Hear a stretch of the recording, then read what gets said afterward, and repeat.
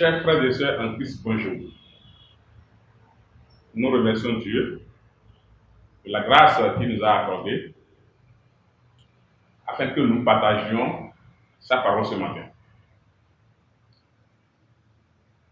Quel est le thème de ce jour?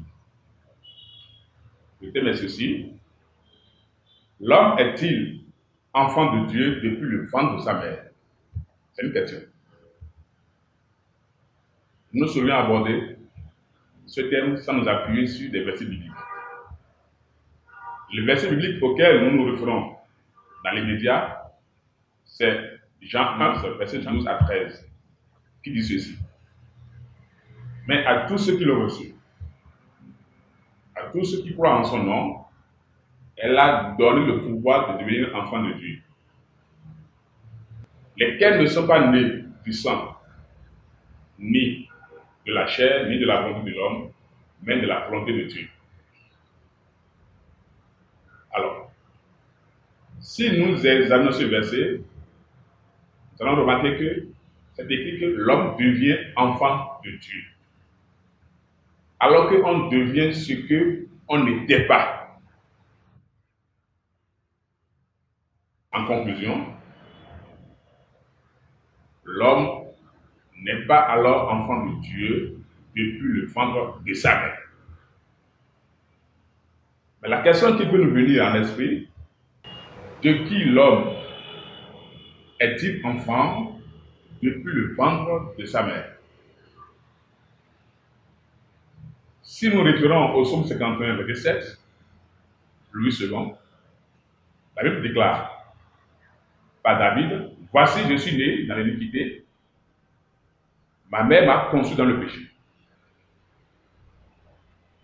En restant dans le contexte du thème, nous comprenons donc que l'homme porte le péché depuis le ventre de sa mère. En nous référant encore au verset Romains 5, verset 12, qui dit ceci, c'est pourquoi, comme par un seul homme, le péché est entré dans le monde, et par le péché, la mort, et qu'ainsi la mort s'est étendue sur tous les hommes, parce que tous sont péchés. En restant bien sûr dans le contexte du thème, nous comprenons à travers ce verset que le péché n'était pas dans le monde. Ainsi, le monde sous-entend le cœur de l'homme ou la chair de l'homme. Et nous pouvons donc reprendre l'explication de ce verset en disant ceci. Le péché n'était pas dans l'homme, c'est-à-dire dans le cœur de l'homme ou dans la chair de l'homme au départ. Mais il a fini par entrer dans le cœur de l'homme ou dans la chair de l'homme par l'intermédiaire d'un seul homme. Alors, quelle interprétation spirituelle pouvons-nous donner à ce verset?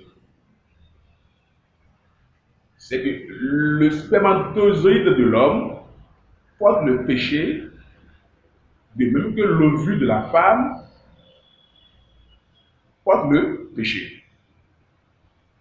Étant donné que l'un au moins porte le péché, leur fusion donnant l'existence à un enfant porte obligatoirement le péché.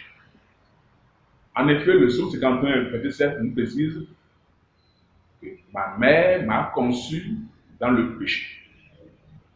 Autrement dit, à la lumière de ces deux versets, à savoir psaume 51, verset 7 et Romains 5, verset 12, nous pouvons conclure que l'homme a péché depuis le ventre de sa mère.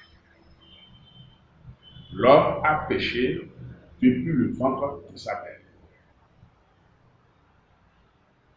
Un autre verset de la Bible nous dit ceci, 1 Jean 3, verset 8, nous dit « Celui qui pêche est du diable. » 1 Jean 3, verset 8 dit « Celui qui pêche est du diable. Alors, si nous combinons les trois versets, à savoir Psaume 51, verset 7, Louis II, qui dit que nous sommes nés dans l'iniquité et que nos mères nous ont conçus dans le péché. Romains 5, verset 12, qui dit que le péché est entré dans le cœur de l'homme par l'intermédiaire d'un seul homme. Et 1 Jean 3, verset 8, qui nous dit que celui qui pêche est du diable. Alors nous pouvons conclure que depuis le ventre de nos mères, nous avons péché. Et si nous avons péché, alors nous sommes du diable, d'après 1 Jean 3, verset 8. Parce que, ayant péché, on est forcément du diable. Par conséquent, l'homme est du diable depuis le ventre de sa mère. La Bible dit, dans Jean 6, verset 63, c'est l'esprit qui vivifie. La chair ne sert à rien. Les paroles que je vous ai dites sont esprit et vie.